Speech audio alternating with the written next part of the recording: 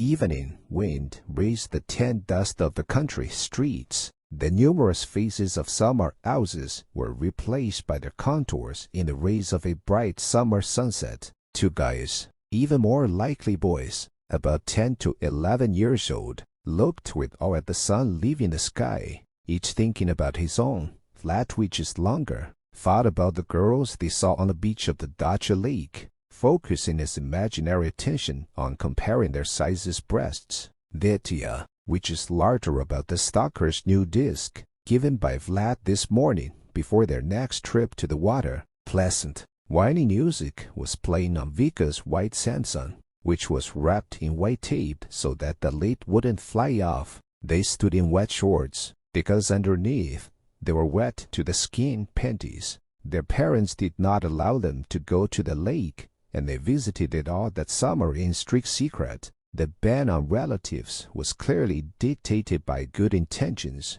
The road was quite large and dangerous for a group of grown-up children. There was an industrial zone with garages, where various outcasts often drank strong drinks, and a 3-lane railway along which packs of dogs often ran, where a ditch also blocked half of the escape routes, and not exactly a favorable private array. Likewise, the lake itself was not a stronghold for children's play. It was officially closed a long time ago, since it was a former quarry for dumping large-sized garbage, and now numerous vacationers swam and drowned here. The day passed smoothly, and the company, comparable to a system of double stars, tired from the heat of the day, was gathering strength for the return journey. We had to get home before sunset. They set off with the first cold blast of air and walked through a couple of deserted streets. They were flanked by numerous wooden fences that stood like a decommissioned part of the Royal Guard.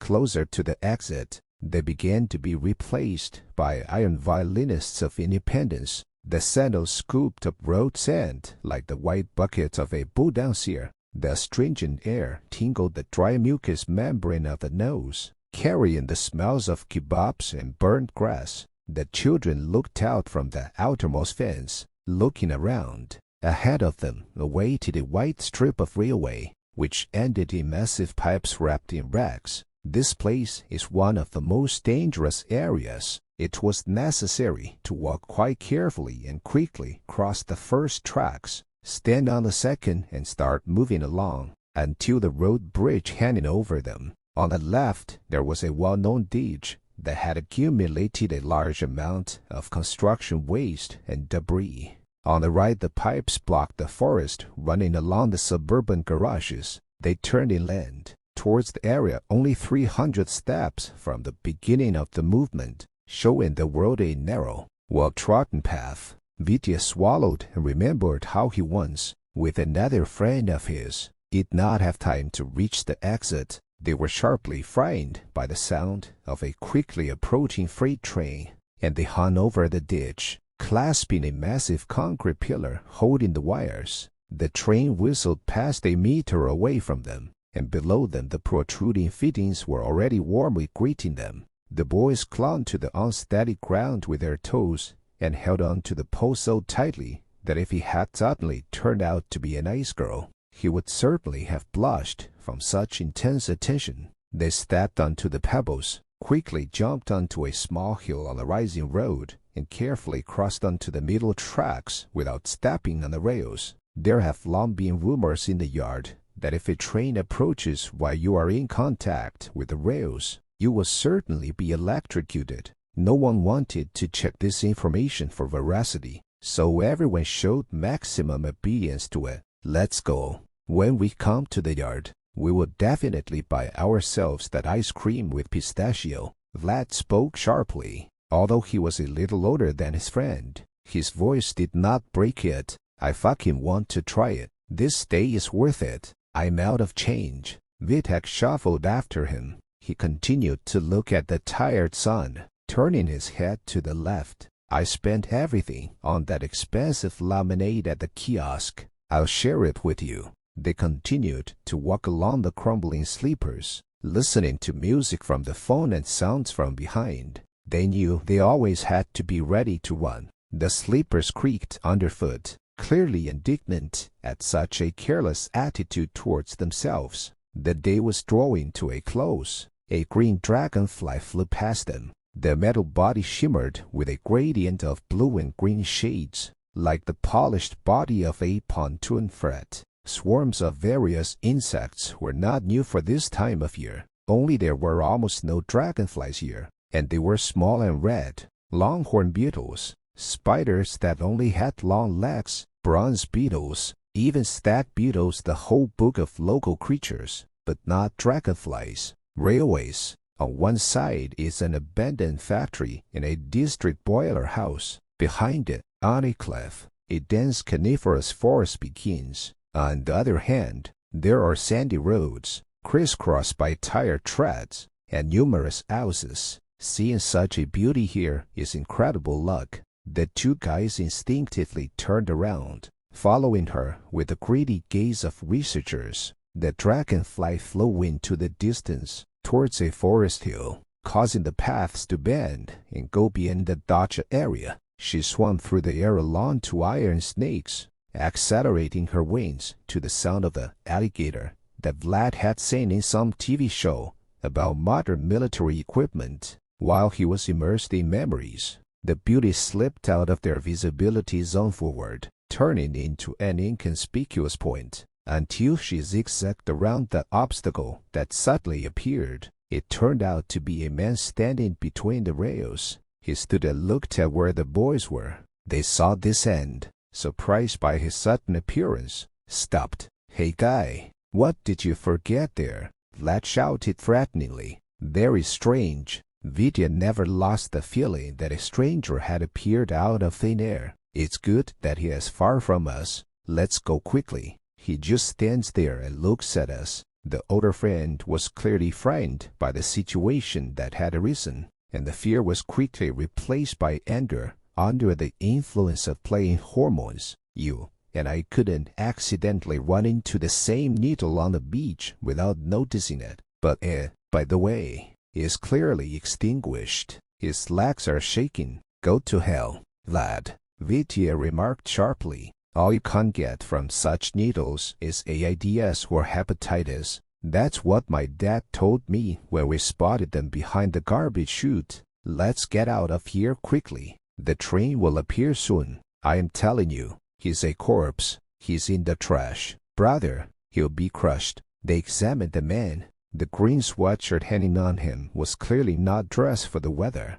Dirty jeans partially absorbed the edges of the wooden sleepers. No legs were visible underneath them. He looked at them, stood and watched. The guys could not distinguish his face, but such a picture against the background of the evening silence made them feel terrified. The further path is no less dangerous, and one could expect anything from such characters. We need to figure it out now, while they are not so far from possible help. Otherwise their photographs may appear in the morning newspaper or in missing persons notices. "Listen, if you want something from us, we have nothing." Vlad noticed long ago how his hands were sweating. He continued his monologue while his friend prepared to tell his parents. "Get out of here, or at least answer me." His opponent remained where he was, not making a sound. Then he slowly raised his hands, and brighter details of the pursuer suddenly appeared in front of the boys.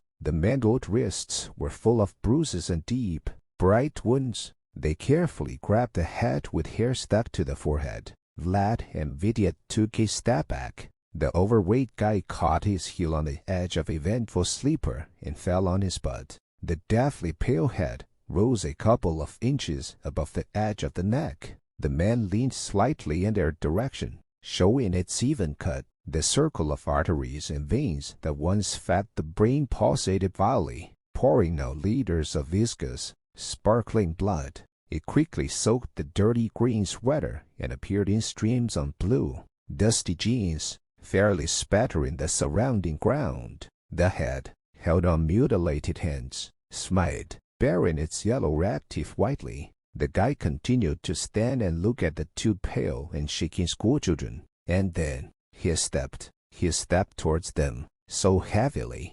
hesitantly, He stepped with his boot on the front piece of wood, tilting his body forward. The vocal cords spat clots of blood, forcing them to do the work of coloring the foot pebbles. One step, another, faster, faster, and now the twitching body quickly reduces the distance, emitting a deep, loud, guttural slurping howl. "Fuck it, let's run," Vlad exclaimed in horror. They rushed forward to salvation, driven by the approaching animal roar. Thoughts were jumping on top of each other. Where to run next, whether to call for help near the garages, how not to stumble and fall. The feet hovered above the ground, scattering pebbles to the sides. Usain Bolt would obviously lose this race to the two of them. Colored spots were blinking in his eyes. His heart was pulsating in his ears. His breathing was labored by the constant shocks in his diaphragm.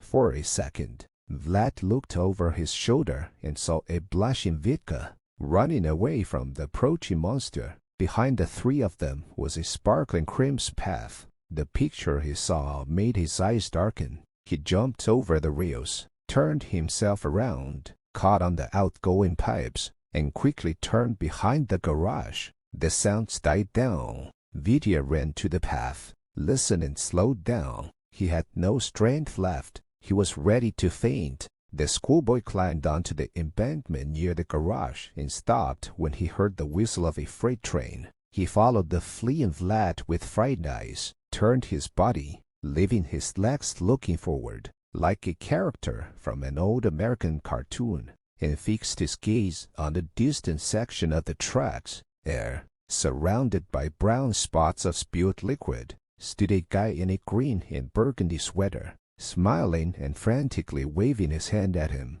The lint changed its position so quickly and unnaturally that for a second Vita thought it was about to come off and fly far away. He looked at him, fascinated, vitally, under the distant screams of his friend, until his pursuer standing on the railway was eaten by a train carrying huge bags of white rubber. The train rushed past falling asleep houses, leaving behind a cloud of dust and empty, pristine rails. The driver did not see the man standing on them, did not notice his damaged body, because he was not there. The nightmare is over. Vitya went down the hill and walked quickly along the rusty garage doors. Vlad was waiting for him near the open, massive fence. He has gone. It was as if it had dissolved into the composition. Vitya explained, approaching his friend. If he had continued to run after us, he would definitely have grabbed me.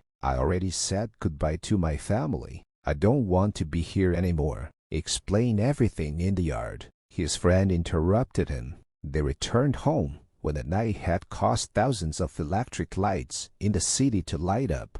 Saturday on a bench and looked at the stars. There was no point in rushing home anymore. Returning to their separate apartments after the beating from their parents, they both ate a snack, washed themselves, and went to bed, like twins separated in childhood. At the same time and in the same way, thoughts floated over a tired mind, interfering with sleep, declaring their presence until the morning, when the nightmare poured into reality, slowly turned into an eerie, fantastic story, and was forgotten after the lapse of many, many years.